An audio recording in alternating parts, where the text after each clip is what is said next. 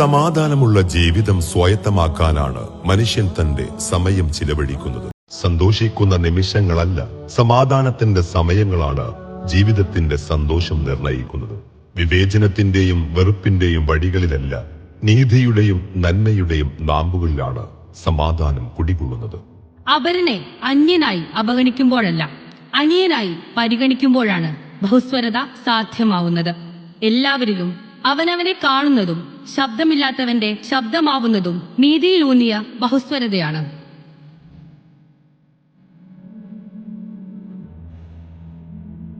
അരികുവൽക്കരിക്കപ്പെട്ടവന്റെ അരികു ചേർന്ന് നിൽക്കുന്നത് അയാളോടുള്ള അനുഭാവവും അനുകമ്പയുമാണ്.